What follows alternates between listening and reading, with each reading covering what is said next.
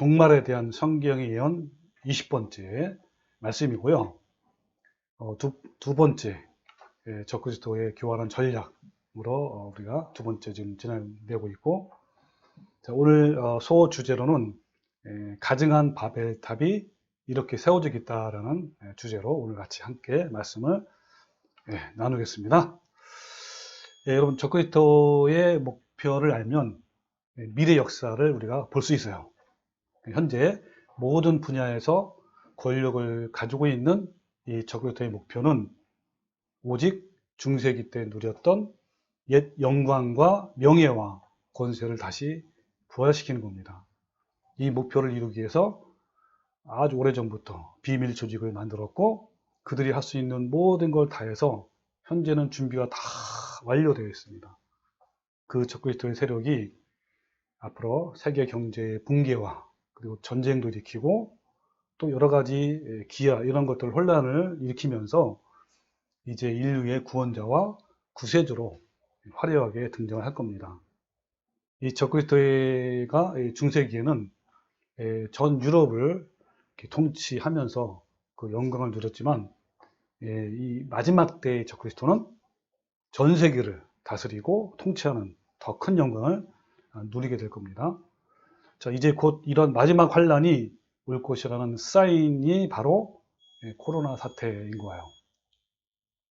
여러분, 유엔의 실제적 지배자인 적그리스도는 그들의 야심을 유엔을 통해서 발표를 했어요.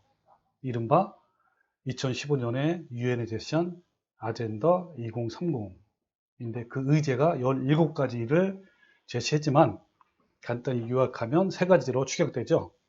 하나의 정부, 하나의 경제, 하나의 종교를 말합니다. 이미 세계의 모든 경제는 이 세계의 권력자들에게 장악되어 있기 때문에 경제를 중심으로 전 세계 하나가 되었어요. 그리고 마지막으로 종교연합이 바티칸의 교황권을 중심으로 현재 활발히 진행되고 있습니다. 그래서 계시록 13장에 나온 두 짐승, 두 짐승이 적그리스도의 정체잖아요. 그리고 또 이 짐승의 표가 무엇인지에 대한 내용이 나오는데, 현재 우리가 알고 있는, 배우고 있는 계시록 17장에는 적그리스도를 중심으로 세계적인 연합이 나옵니다. 그 계시록 17장을 한번 다시 보겠습니다. 자, 1절부터 보면, 또 일곱 대접을 가진 일곱 천사 중 하나가 와서 내게 말하여 이르되 이리로 오라. 많은 물이 앉은 큰 음녀가 받을 심판을 내게 보이리라. 이 많은 물 위에 앉는 것이 뭐라 그랬죠? 우리 지난해 배웠는데, 백성들, 방언들, 전 세계 사람들 말하는 거죠. 전 세계 사람들 위에 앉았단 말은 군림한다, 통치한다, 지배한다. 지금도 그렇게 사실상 지배하고 있잖아요. 그런 지배하고 있는 큰 음료, 큰 음료는 바로 바티칸의 교황권이죠. 그 세력이 받을 심판을 보이겠다라고 이제 하면서 나오는 말씀이에요. 그 세력이 어떻게 했냐면, 땅의 임금들도 그와 더불어 음행했고, 땅에 사는 자들도 그 음행에 취했고, 또 성령으로 나를 데리고 광야로 가니라 내가 보니 여자가 붉은빛 짐승을 탔는데 그 짐승의 몸에 하나님을 모독하는 이름이 가득하고, 또 그 여자는 자줏빛과 붉은빛 옷을 입고 금과 보석과 진주로 꾸몄고, 또 손에는 금잔을 가졌고, 또 가증한 물건과 그 음행의 더러운 것들이 가득하였더라. 그러면서 그 이마에 이름이 기록되어 있으니 비밀이라 하면서 큰 바벨론이라 그랬죠. 또 땅의 음료들과 가증한 것들의 어미라 그랬죠. 자, 이것이 바로 큰 음료, 여자, 큰 바벨론, 땅의 음료들과 가증한 것들의 어미 같은 의미인데, 자, 이것에 대해서 우리가 지난 시간에 살펴본 얘기를 잠깐 또 해볼게요. 이 바벨론의 시작과 근원은 바로 창세기 11장의 바벨탑 사건입니다. 이 바벨탑 사건은 타락한 인간이 하나님의 명령을 거역해서 인간의 연합을 이루려고 하는 사건을 말해요. 그러니까 하나님을 대적하는 사상으로 온 세상 사람들을 하나로 묶으려는 시도가 바로 바벨탑인 거예요. 이 바벨 사건은 최초로 인간이 하나님을 대항하기 위한 적그리스도의 사상이고 그건 연합체란 말이에요. 인간은 악을 위해 끊임없이 연합하고 하나님은 그 연합을 계속 흩으신 거예요. 그 역사 가운데 창세기 11장의 바벨탑 사건이 끊임없이 시도되어 왔지만 하나님은 한 번도 허락하지 않으셨어요. 기껏해야 유럽에서 몇 번의 제국이 형성되었지만 전 세계가 아니고 유럽에 한정되어 있죠. 또 그나마나 존재했던 제국이 로마 제국 이후로는 유럽이 다시 연합되는 것조차 허락하지 않으셨습니다. 자, 그러나 성경에서는 그리스도의 재림 직전에 하나님께서 딱 한 번, 그것도 잠깐 동안 전 세계적으로 바벨탑을 성공적으로 쌓도록 허용해 주실 것이라고 예언하는 것이 바로 오늘 방금 읽은 17장, 18장 예언이에요. 그 계시록 10장에 나타난 이 큰 바벨론, 즉 전 세계 연합체는 큰 음녀, 땅의 음녀들과 가증한 것들의 어미 또는 여자로 묘사를 했는데 이것은 전 세계의 종교 연합을 말하는 거예요. 그리고 계시록 18장에는 또 다른 바벨론이 나오는데 이것은 이제 정부와 경제 연합을 말합니다. 그래서 우리는 예수님의 재림 직전에 인간들이 창세기 11장 이후에 바벨 사건이죠.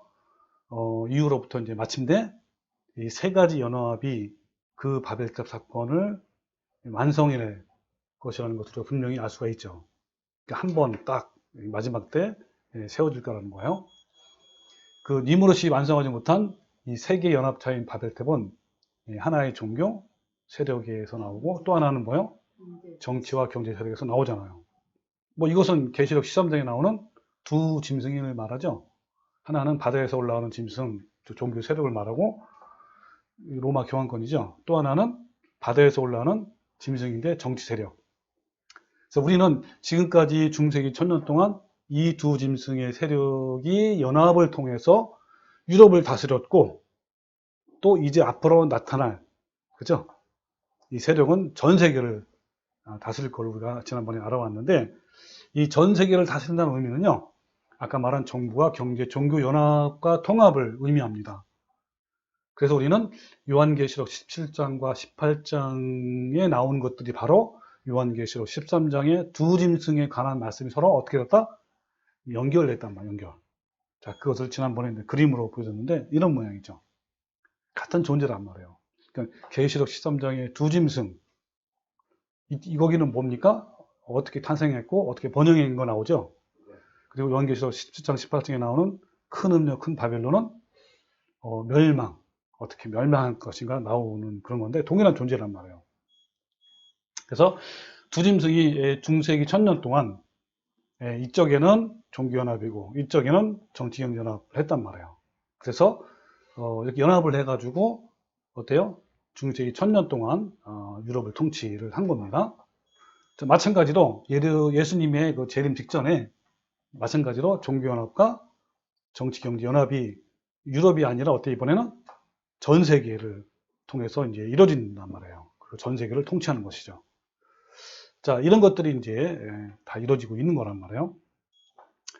계시록 17장에는 예수 그리스도의 재림 직전 인간 이론의 종교연합체에 대한 예언이 나옵니다.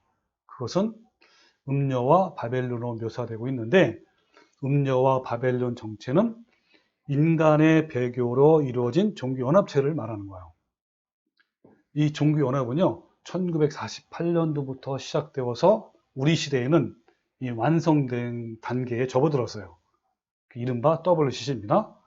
지금은 전 세계가 환영하고 적극적으로 이 연합에 동참하고 있습니다. 특별히 계시록 13장의 큰 바벨론을 땅의 음료들과 가증한 것들의 어미라고 표현했는데 이 어미라는 의미는 뭐라 그랬죠? 우두머리, 두목이라는 뜻입니다. 그리고 음료들은 뭘 말하죠? 뭘 상징하는 겁니까? 하나님을 배교한 교회들을 말해요. 그리고 가증한 것들은 뭐를 상징하죠? 이 세상에 우상과 사탄을 숭배하는 모든 종교를 말해요. 자, 그러면 여러분 이와 같이 큰 음료, 큰 바벨론, 그 어미는 배교한 종교 세력을 말하는데 이 정체는 뭐라 그랬죠? 그렇죠. 예, 바로 중세기에는 로마 교황권이지만 지금 현재는 바티칸의 교황이란 말이에요. 따라서 이 바티칸의 교황은요, 배교한 교회들과 가증한 이교도들의 우두머리란 뜻이에요. 자, 그걸 이제 그림으로 한번 표현을 해볼게요. 짜잔짠 보면, 자, 음녀들과 가증한 것들의 어미잖아, 어미, 그죠? 그 음녀들은 뭘 말한다고요?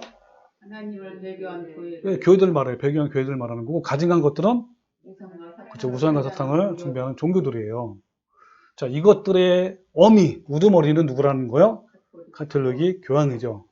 그러니까 옛날에 교황권은요, 로마 때 교황권은, 신성로마 제국 때 교황권은 유럽에서 그래서 유럽에 한정되어 있단 말이에요. 근데 앞으로 이 마지막 때는 어떻게 했다는 거예요? 전 세계의 우두머리란 말이에요, 이것들이. 그래서, 아까 우리 지난주에도 얘기했지만, 이 음녀가 어떻게 했냐면, 6가지의 그 특징이 있어요. 이거를 모두 만족하는 세력이 바로, 교황이란 말, 가톨릭 교황이란 말이에요. 첫 번째는 뭡니까? 땅의 임금들과 더불어 음행했죠. 두 번째는 땅에 사는 자들도 같이 이제 취했고, 세 번째는 붉은 짐승을 탔고, 네 번째는 하나님을 모독하는 이름이 가득했고요.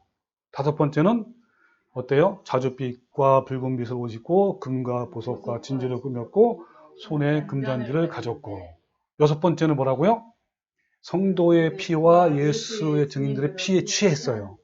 예, 박해를 말하는 거죠.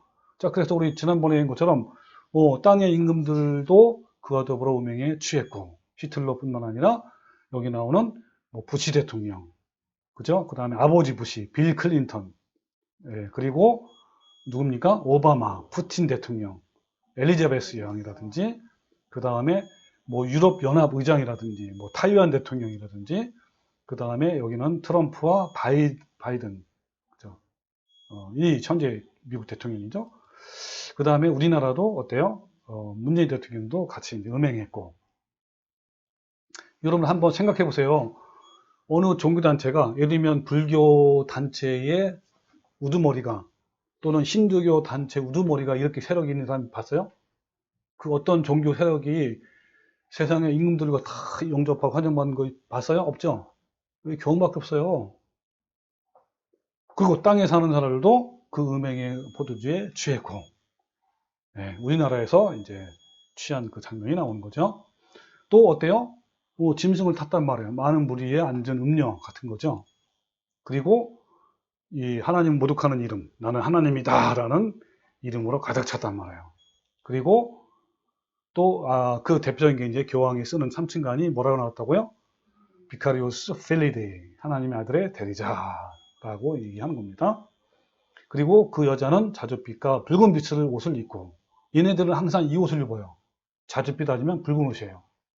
그리고 항상 금과 보석과 진주를 꾸며요.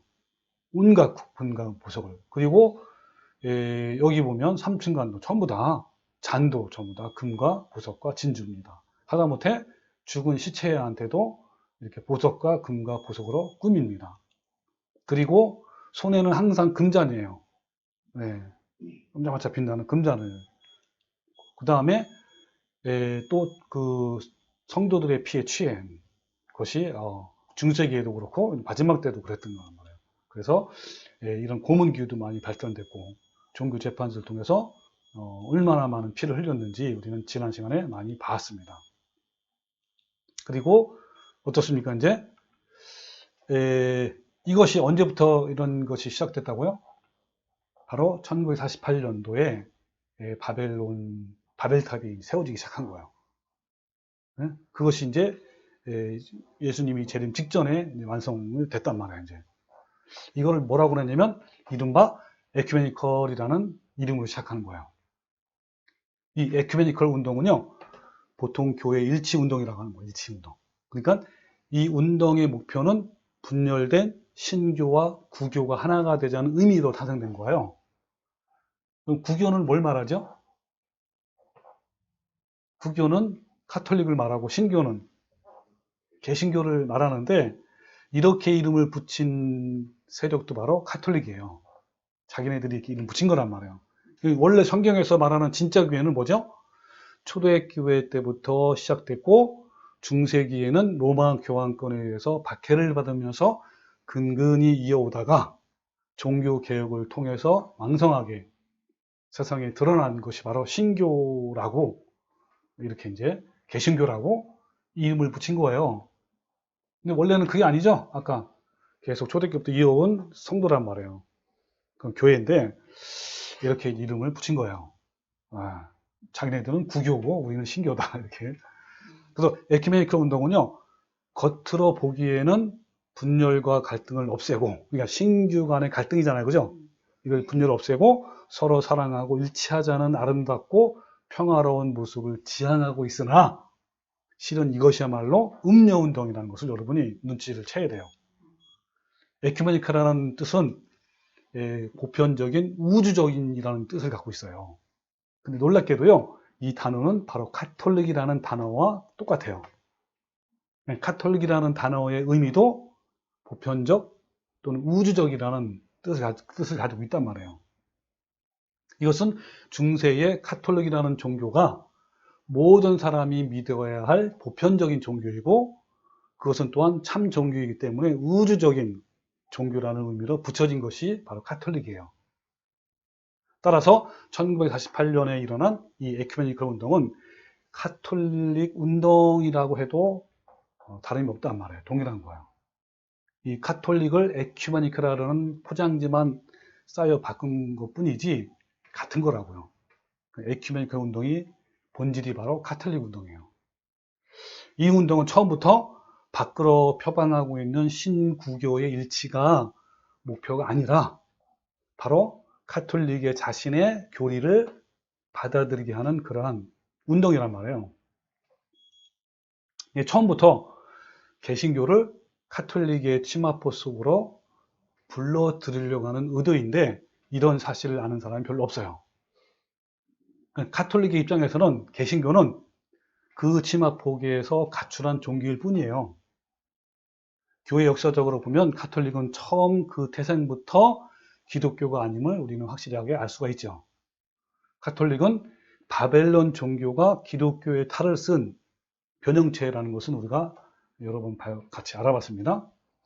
초대교회 당시 박해에도 불구하고 신앙을 막을 수 없었던 사탄은 박해 대신에 번영과 혼합을 선택했는데 그것이 바로 뭐라는 거예요? 카톨릭이다라는 거예요. 초대교회를 매우 가혹하게 박해함에도 불구하고 교회의 성장과 신앙인들을 막을 수 없게 되니까 사탄은 교회를 어떻게 했다고요? 공식적으로 인정해 주는 대신에 교회의 이교도 풍습을 끌어들여서 바벨론 종교와 혼합시키는 것을 택한 거예요. 그렇게 해서 세워진 교회가 뭐예요? 카톨릭이에요, 카톨릭. 바로 밀라노 칙령, 지난번에 본 것처럼 밀라노 칙령에 의해서 기독교가 공인되면서 너도 나도 출세하기 위해서 다 교회로 몰려왔잖아요. 그 세력을 확장하기 위해서 어떻게 했다고요? 이기도에 있는 풍습을 다 가져온 거예요. 그래야 이기도 사람들을 흡수할 수 있거든요. 그렇게 해서 크게 아주 형성된 그 교회가 뭐라고? 카톨릭이란 로마 교황이란 말이에요. 그렇게 해서 사탄은 박해로부터 얻지 못하는 수많은 거짓된 영혼들을 얻게 된 거예요. 카톨릭은 처음부터 그 뿌리가 성경이 아니라 뭡니까? 그것의 뿌리는 바벨론 종교일 뿐입니다. 그들은 이 바벨론의 그 세미라미스 여신 숭배 사상, 옛날에 배웠죠? 이 세미라미스 여상 숭배는 어떤 겁니까? 그 어머니가 아기 담무스를 안고 있잖아요, 항상. 그것이 바로 어디로 이렇게 된 거예요? 그걸 받아들인 사상이 뭡니까? 마리아 숭배 사상 아닙니까? 그 대표적인 것이 바로 마리아 무염 시태. 마리아가 죄 없이 잉태했다라는 시태고, 그 다음에 마리아의 몽소 승천. 그리고 마리아는 하늘의 황후이고 중보자라는 것들이 대표적인 것들입니다. 오직 예수님의 피로만 죄사함을 받을 수 있는 성경을 왜곡해서 신부들께 고해 성사를 함으로써 죄사함을 받을 수 있다라고 속였는데 이걸로 인해서 어떤 현상이 나타났냐면 신부들은요, 교인들의 모든 비밀을 알게 되는 거예요. 그러니까 교인들은 그 신부의 뭐가 되는 거예요? 노예가 된 거예요. 거기 꽉 잡혀 있는 거죠. 그래서 가톨릭은요, 역사적으로 각종 수많은 이교적 사상을 끌어들여 혼합시킨 거예요. 그것을 우리가 지난번에 한번 본 적이 있어요. 자, 그걸 이제 이 표로 간단하게 그림으로 나타낸 건데 잘 보이지는 않죠? 제가 지난번에 이 연대별로, 뭡니까? 연도별로 쭉 불러줬던 것들이 바로 쭉 나와 있어요. 처음에는 근소하게 출발했지만 점점 갈수록 저 벌어지죠, 그죠? 너무너무 이교도 풍습을 다 받아들인 거란 말이에요. 예, 그것이 엄청나게 심하게 발전됐다는 지금 현재 그런 상황입니다. 그래서 가톨릭은 구원은 교회로부터 왔다라는 어거스틴의 교리를 채택을 한 겁니다. 그래서 여러분 구원을 받으려면 어디를 가야 된다는 거야? 교회를 가야 된다라는 거예요. 그러니까 어때요? 그때 당시에 교회와 사제의 권위를 굉장히 강화된 거죠. 그래서 그 일환으로 생긴 것이 교리가 뭐냐면 미사를 해야 된다, 화처서를 해야 된다, 고해 성사를 해야 된다라고 한 거예요. 그런 거 안 하면 안 되는 거야. 그런 거 안 하면 구원을 받을 수 없다라는 거예요. 그리고 그 일곱 성례가 있어요. 일곱 개의 성례가 있는데 처음과 마지막 성례 없이는 신자가 구원받을 수 없다라고 주장하는 거예요.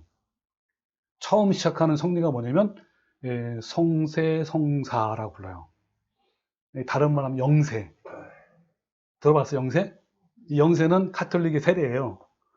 이거를 이제 받아야 되는 거예요. 이걸 받지 않으면요, 원죄와 본죄 혹은 자범죄를 용서받을 수 없다라고 하는 거고요. 죽을 때 하는 성사를 종부성사라고 해요. 그러니까 죽을 때 신부에게 성례를 받지 않으면 천국 갈 수 없는 거예요. 그러니까 성세성사는 처음, 그죠? 믿을 때 또는 이제 아기한테 세례 주는 그런 걸 말해요. 이것을 안 받거나 아니면 죽을 때 안 받으면 세례 안 받으면 참 못 가는 거예요. 이게 이렇게 배웠단 말이에요, 이렇게. 그러니까 어떻게 돼요? 이런 거짓된 교리로 중세기의 교인들은 교황과 사제의 권위 아래 매여 있는 노예로 전락된 거예요.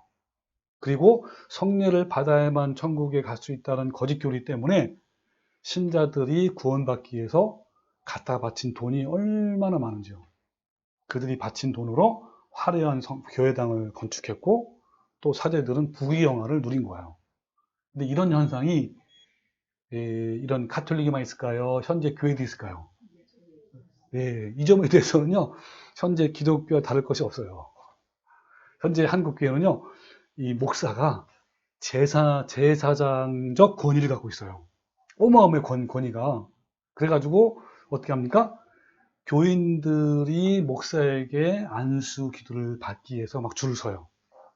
그래가지고 막 안수 기도 해주면 축복을 받고 모든 문제가 해결될 것이라고 강조해요. 그래서 지금도 수많은 교회에서요, 목사들이 교인들 한 명 한 명 안수를 많이 해줘요.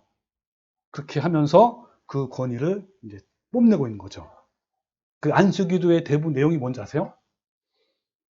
축복, 성공, 번영, 문제 해결 이런 것들이란 말이에요. 신자들이 복을 받기 위해 갖다 바친 돈으로 화려한 교회당을 건축하고요. 그 목사들은 부를 누리는 거야, 지금. 중세기에는 가톨릭의 교리를 따르지 않는다는 이유로 참성도를 수천만 명을 죽였단 말이에요. 그죠? 그러다가 1517년 루터의 그 면죄부 판매에 반대하는 그 종교 개혁을 일어나잖아. 그죠? 이런 종교 개혁이 일어나자 어때요? 그로 인해서 피비린 나는 박해가 절정을 이룬 거예요. 그러다가 어떻게 했어요? 그 이후 프랑스 혁명 때쯤에 교황이 감옥에 갇히고 죽게 되자 이때부터 박해는 멈추었고 신구교는 각각 제 길로 가게 된 거예요.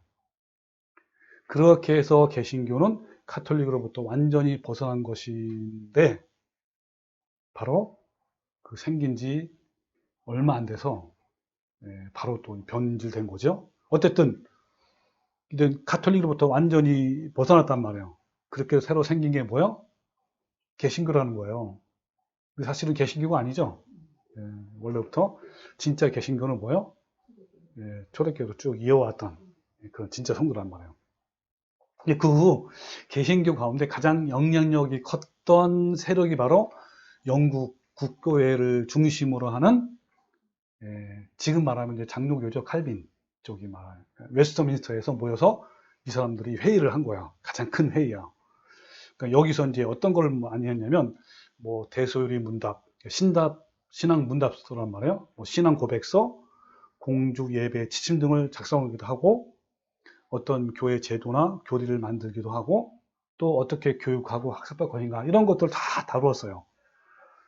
그런데 불행하게도요, 이 회의의 결과로 칼빈주의의 어떤 그 교리가 시작되었고요.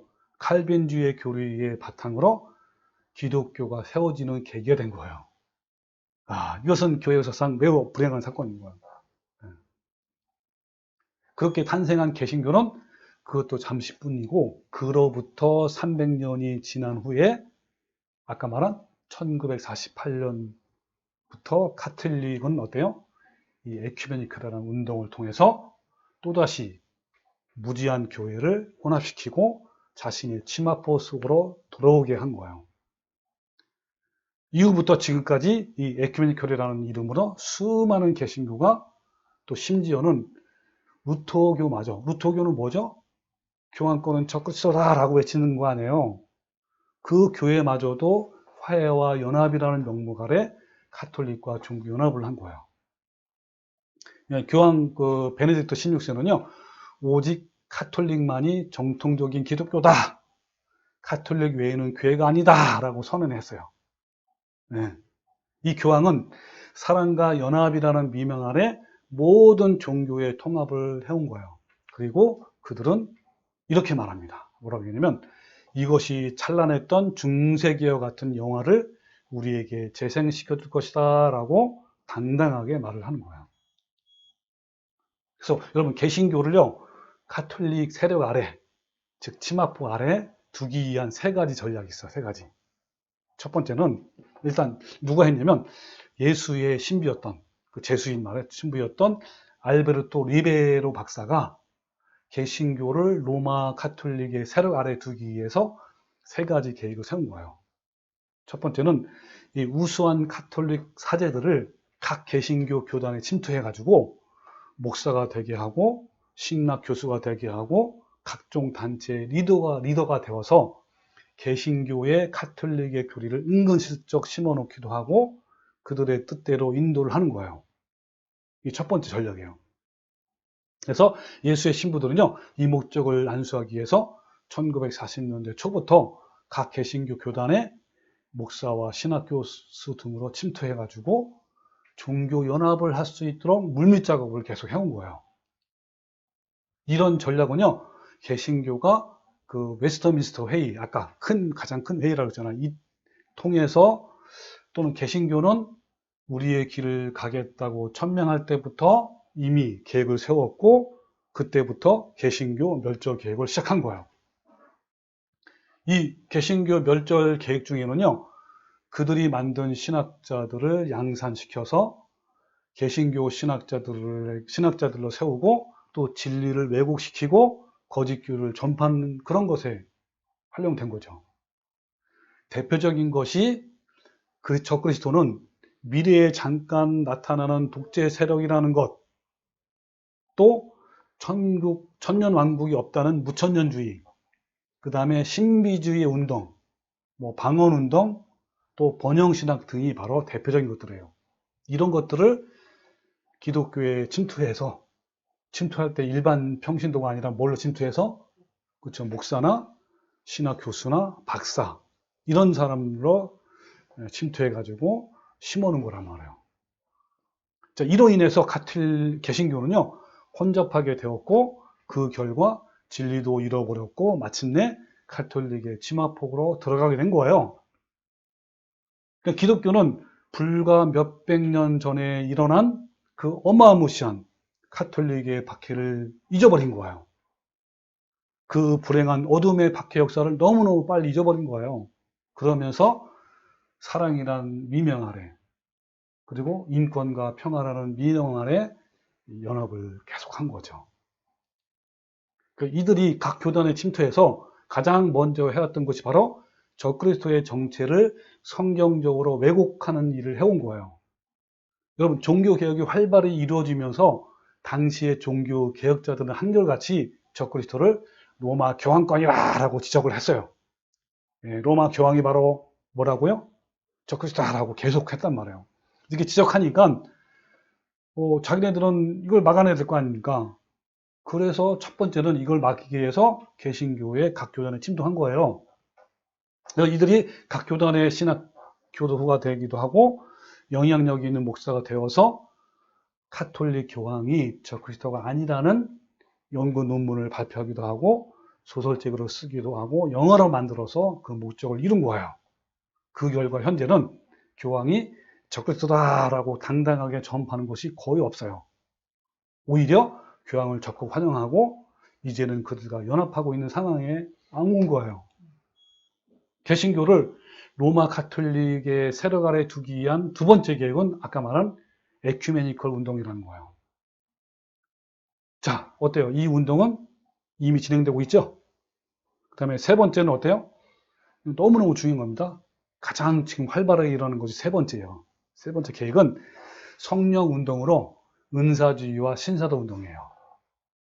그러니까 종교연합을 주도하는 가톨릭 세력들은 성령 운동이 로마로 가는 마지막 다리가 될 것이다 라고 말할 정도로 이미 활발하게 지금 이루어지고 있어요. 자, 이 부분에 대해서는 다음 주에 동영상으로 제가 아주 리얼하게 다 보여줄 거예요. 이 가톨릭은요, 이 종교연합과 또 정치와 경제의 힘까지 뒤를 업은 채 더욱 강력한 제스처로 중세기 영광을 되찾으려고 하는 거예요. 이것이 종말로 가는 마지막 시나리오예요. 자, 그래서 여기 보면요, 개신교회와 교황권의 연합운동은 이미 오래전부터 추진되어 왔는데 관련된 기사를 하나 보여드릴게요. 이건 뭐냐면 워싱턴 포스트에 나온 내용입니다. 자, 교황권의 요구에 따라 200여 종파의 개신교회 지도자들은 각기 다른 전통을 가지고 분리되어 있는 기독교인들 사이의 장벽을 무너뜨리기 위해서 진행되고 있는 프로그램에서 교황과 함께 기도하고자 트리니티 대학의 예배실에 모였다. 자, 뭐 때문에 모였다고요? 서로 연합하기 위해서 모인 거예요, 그죠? 모든 종파. 예, 그리고 국제교회 협의회, WC죠. 총무인 클레이너 랜저 씨는 거기서 교황이 개신교도들과 함께 칼빈파의 찬미가와 찰스 웨슬리의 찬미를 부르고 있는 것을 볼 때에 감동받지 않을 수 없었다라고 말한 거예요. 그는 또한 이 사실은 우리가 얼마나 가까워졌는지를 잘 보여주고 있는 증거다라고 이미 1979년도에 이렇게 말한 겁니다. 그렇죠? 시간이 꽤 지났죠? 지금은 얼마나 많이 더 가까워졌겠습니까? 그때 가까워졌다니까? 그래서 이 종교연합운동은요, 겉으로 보기에는 너무나 바람직한 것으로 보인 거예요. 또한 그것은 오랜 동안 성공리에 추진해 왔고 거의 대부분 종교가 가입되어 있어요. 그렇기 때문에 앞으로의 미래에는 만일에 각 종교가 자신들이 믿는 신조와 교리의 차이로 인해서 교황이 주도하고 있는 종교연합에 참여하지 않는 어떤 종파와 그룹이 있다면 그 종교와 공동체에게 핍박이 가해질 것이다 라고 말하고 있습니다. 그러니까 에큐메니컬 운동에 의해서 교황권이 옛 영화를 회복하게 되면 큰 음료는 중세기 때보다 더 잔혹한 그런 박해를 할 거란 말이에요.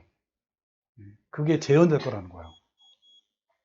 그래서 에큐메니컬 운동의 현재 상황은요, 현재 이 WCC에 통해서 전 세계적으로 사탄에게 미혹당한 수많은 개신교 지도자들이 이런 정신줄을 놓고 가톨릭의 치마폭 속으로 자진해서 들어가고 있는 상황이에요.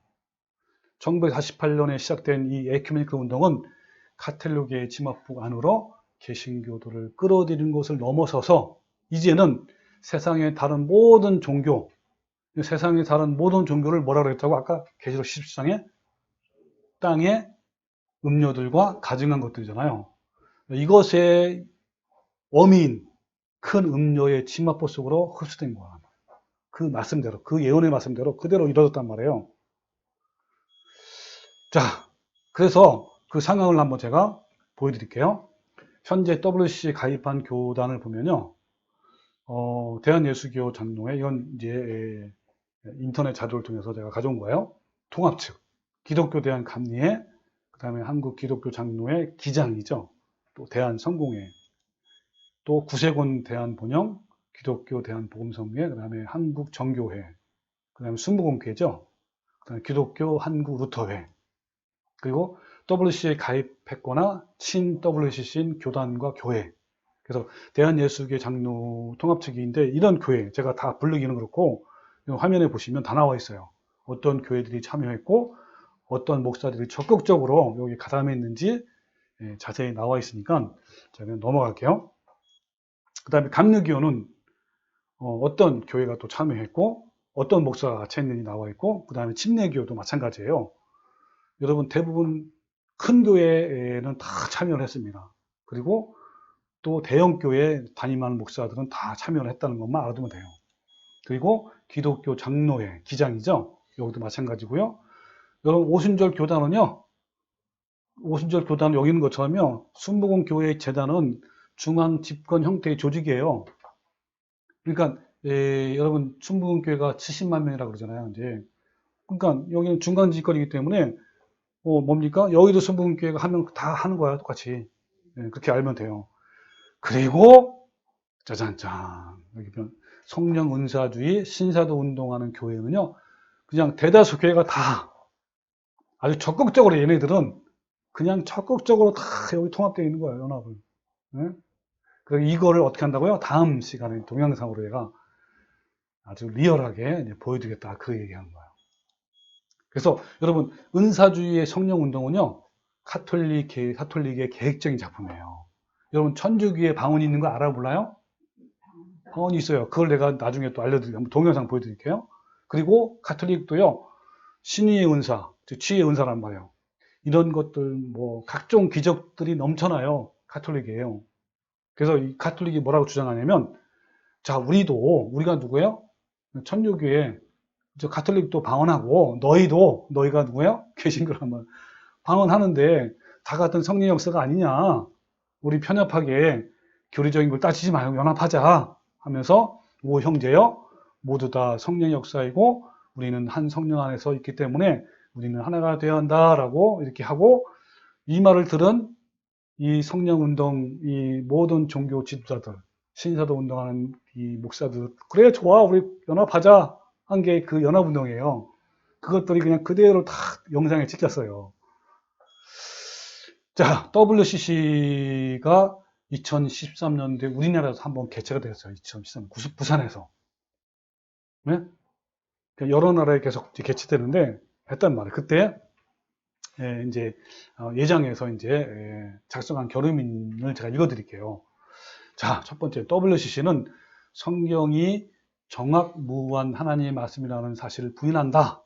WCC는 성경의 뭐 창조기사나 출애굽 사건, 예수 그리스도의 동정녀 탄생, 죽음과 부활, 보좌 우편에서의 중보 등을 상징적인 교훈 정도에 불과한 것으로 여기며 특수한 정황에 따라서 자의로 해석한다.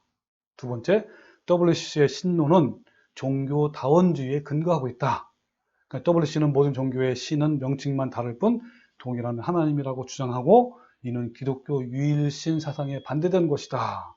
세 번째, WCC는 예수 그리스도를 유일한 구원의 중보자로 여기지 않는다. WCC는 예수 그리스도의 역사적 대속 사역의 절대적 가치를 인정하지 않고 그리스도의 구속의 은총을 윤리적이거나 문화적인 영향력 정도로 상대화시켰다. 또 네 번째, WCC는 변질된 성령론을 주장한다. WCC는 성령을 타 종교와 샤머니즘에서 말하는 정령의 개념과 혼돈하고 있다. 그리하여 성령을 단지 영역 정도로 여겨서 성부와 성자의 영이심을 부인할 뿐만 아니라 성삼일체의 교리를 부정하는 데 이른다. 다섯 번째, WCC는 성경적 교회관을 벗어나 종교도래의 일치를 추구한다. 그래서 교회를 초월하여 모든 종교도래의 일치와 연합을 이루고자 하는 종교다원주의를 추구하였다. WC는 가시적 교회의 교제만을 편향되게 강조하고 교회를 복음을 전하며 성도를 양육시키는 구속의 공동체가 아니라 사회 구호단체나 협력단체 정도로 전락시키고 있다. 여섯 번째는 WC는 교회 본연의 사명인 복음 선도와 선교는 등한시했다. 그래서 종교다원의 입장에 서서 문화적이며 사회적인 교류에는 힘썼으나 교회 본연의 사명인 복음 전도와 선교에는 큰 관심을 쏟지 않았다. 일곱 번째는 WC는 동성애를 묵인하고 있다. WC는 교회의 성경의 진리를 무시하고 동성애를 인정함으로써 창조의 질서를 파괴하고 있다. 이는 하나님의 섭리를 거역하는 것이며 변태적인 쾌락주의에 동조하는 처사이다. 또 마지막 여덟 번째는 WC에 참가한 교단은 마치 자신들이 한국 교회를 대표하듯이 행동하고 있다라고 이렇게 또 말하고 있습니다. 그래서요, 마지막으로 이런 교회를 탈출하라라는 어느 교회에서 쓴 내용을 제가 읽어드릴게요. 다투는 교회에서 탈출하십시오. 사탄이 이미 점령했기 때문입니다. 돈으로 사람을 차별하는 교회에서 탈출하십시오. 성경이 말씀하는 바 악한 것이기 때문입니다.